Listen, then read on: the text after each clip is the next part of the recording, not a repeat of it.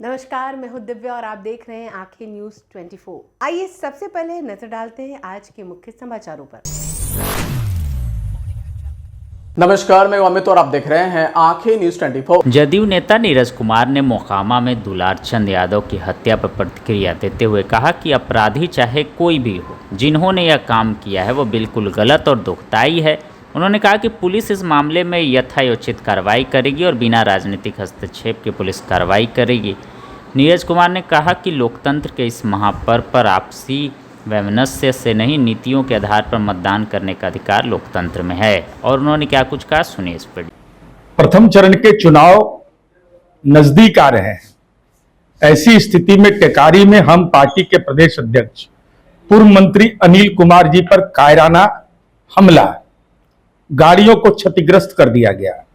वो अति पिछड़े के एक टोला में राजनीतिक कार्यक्रम में संवाद में जा रहे थे। यह बिल्कुल ही, जिन लंपटों ने यह काम किया है वह बिल्कुल गलत है, पीड़ाजनक है, दुखदाई है।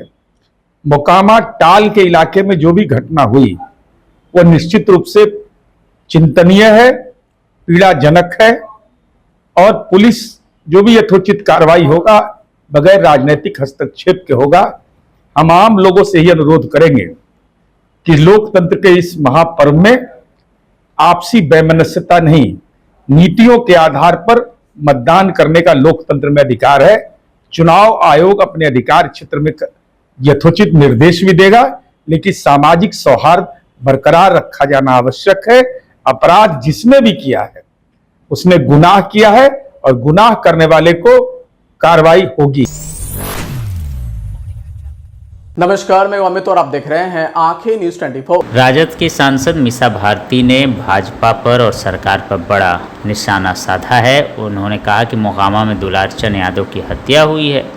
अभी भाजपा को यह लग रहा है कि बिहार के मुख्यमंत्री राबड़ी देवी और लालू प्रसाद यादव भी हैं, इसीलिए जंगल राज है। अभी उनको जंगल राज समझ में नहीं आ रहा है। अभी बिहार का मुख्यमंत्री कौन है उनको यह भी पता नहीं है। और उन्होंने क्या कुछ कहा, सुनिए इस वीडियो में। कहाँ से देंगे, कहाँ से देंगे, पैसा कहाँ से लाएंगे, किसके बाप के घर से लाएंगे, कुछ आता है जी? तो पता है कि 1 करोड़ कहाँ से देंगे? हम लोग जब किए थे 10 लाख सरकारी नौकरी देंगे, तो हम लोगों ने तो दे के दिखा दिया, बाप के घर से पैसे लाके दे दिया। बिहार के इतिहास में पहली बार गांधी मैदान से उसी मुख्यमंत्री के हाथों दिलवाने का काम किया जो कहता था असंभव है। कहाँ से आएगा, कहाँ से इतना लोग को नौकरी देगा? तो दिए ना, अपने ही हाथ से नियुक्ति पत्र दे दे के फोटो खिंचवाए।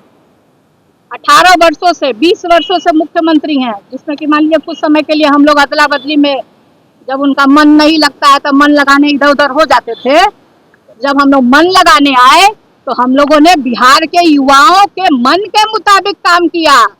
उनके भविष्य की चिंता है राष्ट्रीय जनता दल को, महागठबंधन को। उनके रोजगार के बारे में, उनके भविष्य के बारे में हम लोगों ने सोचा है और करने वाले हम ही लोग हैं। ये लोग तो एक तरफ आते हैं, देश के अमित शाह जी आते हैं, कहते हैं कि बिहार में सड़क ही नहीं लग सकता। फिर घोषणा पत्र में बहुत सारी उन लोगों ने घोषणाएं की हैं, तो कैसे संभव है? डबल मर्डर केस हुआ है आराम में, तो पिता पुत्र की हत्या कर दी गई है गोली मारकर। देखिए, डबल मर्डर हुआ है, बहुत तरह की चुनाव समय हिंसा का घटना आ रहा है। खास तौर पे आप देखिए कल मोकामा में किस तरह से जो एनडीए के उम्मीदवार हैं उनके द्वारा किस तरह से हमारे दुलारचंद यादव जी की हत्या की गई है, गोली मारी गई है, गाड़ी से उनके ऊपर चढ़ाई गई है। तो लेकिन इस प्रदेश के मुख्यमंत्री तो लालू जी और राबड़ी देवी है ना। अभी तक समझ में नहीं आता है भाजपा एनडीए वाले को। आज अब प्रश्न पूछ रहे हैं और अगर हम उनसे प्रश्न पूछेंगे तो वो लोग तो कहेंगे कि 15 साल पहले जंगल राज था, अभी तो मंगल राज है। क्योंकि अभी भी ये लोग को पता नहीं है, अभी भी ये लोग समझते हैं कि बिहार प्रदेश के मुख्यमंत्री राबड़ी देवी जी हैं, आदरणीय लालू प्रसाद यादव जी हैं। और ये जो किस चीज का 10-10 हजार रुपए का घोषणा की है चुनाव से पहले, क्या वसूलना चाह रहे हैं? क्या वसूलना चाह रहे हैं महिलाओं से 10-10 हजार रुपए दे करके? प्रधानमंत्री कह रहे हैं कि कांग्रेस आरजेडी को कमजोर कर रही है बिहार में। बल्कि प्रधानमंत्री जी आ रहे थे कल। मांझी जी, उपेंद्र कुशवाहा जी या चिराग जी भाजपा को और जेडीयू को बहुत मजबूती दे रहे हैं, तो देते रहे लोग मजबूती। तेल पानी जैसा रिश्ता है कांग्रेस और हाँ, आरजेडी का किसका बोल रहे किसका हैं। किसका तेल पानी जैसा रिश्ता है कांग्रेस और आरजेडी का। तेल पानी जैसा रिश्ता है। नमस्कार, मैं अमित और आप देख रहे हैं आंखें न्यूज 24। कांग्रेस के अखिलेश सिंह ने कहा कि मैं पत्रकारों से माफ़ी मांगता हूं कि जो आज एनडीए की घोषणा पत्र में हुआ, उन्होंने कहा कि नीतीश कुमार के साथ जो व्यवहार किया गया वह बिहारी का अपमान है। नीतीश कुमार का चेहरा आगे करके नीतीश कुमार के वोट बैंक का इस्तेमाल किया जा रहा है, उनके वोट बैंक को छीनने की कोशिश की जा रही। भाजपा नीतीश कुमार को पीछे करेगी और यही और भी घटक दल के साथ होने वाला है। नीतीश कुमार के शासनकाल में 53,000 हत्याएं हुई हैं, मोकामा में वहां हत्या हो गई है। बिहार भगवान भरोसे अब चल रहा है। मतलब मेरे जैसे छोटे सामाजिक कार्यकर्ता के मन में यही है कि मैं जैसा पहले कहा करता था कि नीतीश जी को जब से एनडीए में हो गए हैं, डबल इंजन की सरकार में काम कर रहे हैं, तो इस बार उनको कठपुतली बना के और सरकार चलाई जा रही है दिल्ली से, अमित शाह जी के द्वारा और प्रधानमंत्री जी के द्वारा जो भी नीति निर्धारित की जा रही है, आज करके बिहार को एक मजदूर सप्लाई स्टेट के रूप में रखने का जो साजिश है, राजनीतिक साजिश है, उसको आप सभी देख रहे हैं। मुझे तो प्रेस के मित्रों से भी मैं माफी मांगता हूं कि इस तरह का आप लोगों के साथ भी किसी ने आज तक अत्याचार नहीं किया होगा। आज जो हुआ वो लोग तो कुछ नहीं कहेंगे, लेकिन मैं माफी मांगता हूं उन लोगों के बिहार का होने के नाते। जैसा अशोक गहलोत साहब ने कहा कि हम लोगों ने भी 2 दिन पहले अपना संकल्प पत्र जारी किया था, तो हम लोगों के जो महागठबंधन के मुख्यमंत्री के चेहरा हैं, उन्होंने संकल्प पत्र को पढ़ा था आपके सामने। आज अपेक्षा किया जा रहा था कि आज कम से कम नीतीश जी को इतना फ्रीडम दिया जाएगा वहां आपके सामने कि वो कुछ कह सके, लेकिन उनको जिस तरह से उनके साथ व्यवहार किया गया वो भी बिहार और बिहारियों के साथ अपमान है। भारतीय जनता पार्टी के शासन के द्वारा, भारतीय जनता और एनडीए के नेतृत्व के द्वारा आज संकल्प पत्र पढ़ा जाता है। भारतीय जनता पार्टी के कोटे से जो उप मुख्यमंत्री हैं सम्राट चौधरी के द्वारा, और इससे साफ ये संकेत है बिहारी मतदाताओं के लिए, बिहार के लोगों के लिए, कि वो केवल उनको उनका चेहरा आगे करके उनके वोट बैंक का इस्तेमाल किया जा रहा है, उनके वोट बैंक को छीनने की कोशिश हो रही है। असल में जो खेल है वो 14 तारीख के बाद होने वाला है। और जो प्रधानमंत्री जी का कल का आपने वीडियो अगर देखा होगा कि नया बिहार बनाने का जो संकल्प है, तो भारतीय जनता पार्टी अभी तो पीछे से राजपाट कर रही है, वो अपना मुख्यमंत्री आगे करके और नीतीश जी को किनारे करने की कोशिश है, जनता दल यू नेतृत्व को पीछे ढकेलने की कोशिश है। और कमोबेश यही स्थिति जो एनडीए के बाकी के नेता हैं, बाकी के जो उनके मित्र दल हैं, उनके साथ भी यही होने वाला है। भारतीय जनता पार्टी, जैसा कि आदरणीय गहलोत साहब ने कहा, 20 साल का कोई हिसाब हुआ नहीं। और मैं अपनी बात नहीं कर रहा हूं, जो नीति आयोग जो प्रधानमंत्री के मातहत काम करता है, उसका भी अगर 3 महीने पहले का रिपोर्ट अगर देखा जाए तो बिहार जो कभी शिक्षा का सबसे बड़ा केंद्र हुआ करता था, नालंदा, पूरे दुनिया को नालंदा विश्वविद्यालय, दुनिया भर के छात्र वहां पढ़ने आते थे, दुनिया के दूसरे देशों के, अन्य देशों के छात्र पढ़ने आते थे। आज शिक्षा में भी हम 28 बड़े राज्यों में 28वें स्थान पर चले गए हैं, चाहे प्राथमिक शिक्षा हो, माध्यमिक शिक्षा हो या उच्च शिक्षा हो। कमोबेश यही स्थिति स्वास्थ्य सेवा के बारे में है जो नीति आयोग ने कहा है। समाचारों में वक्त हो चला एक छोटे से अंतराल का। पटना में कई वर्षों से शिक्षा में अहम योगदान दे रहा है Gyansthali high school Alamganj Patna city, जहां 10वीं और 12वीं की बोर्ड परीक्षाओं में 100% अंक प्राप्त कर रहे हैं बच्चे। एक ऐसा स्कूल जहां न केवल होती है पढ़ाई, बल्कि साथ ही साथ होती है कल्चरल एक्टिविटी, स्पोर्ट्स एक्टिविटी से जुड़े गेम्स, मैथ ओलंपियाड से लेकर साइंस ओलंपियाड, जहां बच्चों के लिए स्कूल कैंपस अत्याधुनिक सुविधाओं से लैस, छोटे बच्चों के लिए वाहन और ट्रांसपोर्ट की विशेष सुविधा। तो देर किस बात की, आज ही कराएं अपना नामांकन। Gyansthali high school Alamganj Patna city में, जहां नामांकन की प्रक्रिया जारी है। संपर्क करें पुलिस चौकी Alamganj main road near Alamganj थाना पटना बिहार 800007। समाचारों में आपका फिर से स्वागत है। नमस्कार, मैं अमित और आप देख रहे हैं आंखें न्यूज 24। बिहार विधानसभा चुनाव के मद्देनजर एनडीए के संकल्प पत्र 2025 पर विपक्ष ने जबरदस्त निशाना साधा है। कांग्रेस के वरीय पर्यवेक्षक अशोक गहलोत ने इसे झूठ का पुलिंदा करार दिया है। उन्होंने कहा सिर्फ 26 सेकंड में घोषणा पत्र जारी किया गया और फिर मीडिया के सवालों से बचकर भाग खड़े हुए, यह लोकतंत्र के लिए खतरनाक संकेत है। पटना के होटल मौर्या में आयोजित प्रेस वार्ता में गहलोत ने सवाल उठाते हुए कहा कि 20 साल से सरकार में रहकर एनडीए ने क्या काम किए हैं, कौन से वादे पूरे हुए, इसका जवाब क्यों नहीं दे रहे हैं और इस मौके पर नीतीश कुमार कहाँ थे? क्या वे बीमार हैं या फिर उन्हें खुद अपने वादों पर भरोसा नहीं रहा? उन्होंने कहा कि कांग्रेस जो वादे कर रही है उसे निभाने का साहस रखती है। गहलोत ने कहा कि हम हर वादा कैबिनेट के पास कराकर पूरा करेंगे, जनता अब जुमले नहीं जवाब चाहती है। उनको एक्सप्लेन करना क्या मतलब है जी, आप लोग क्या कोशिश कर लेते नीतीश कुमार जी से हिसाब पूछ देते आप अमित शाह जी को,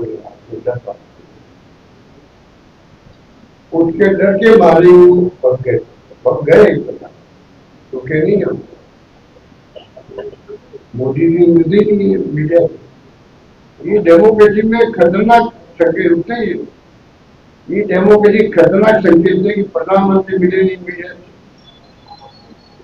मीडिया में अगर मैनिफेस्टो एक इम्पोर्टेंट घटना होती है चुनाव के अंदर,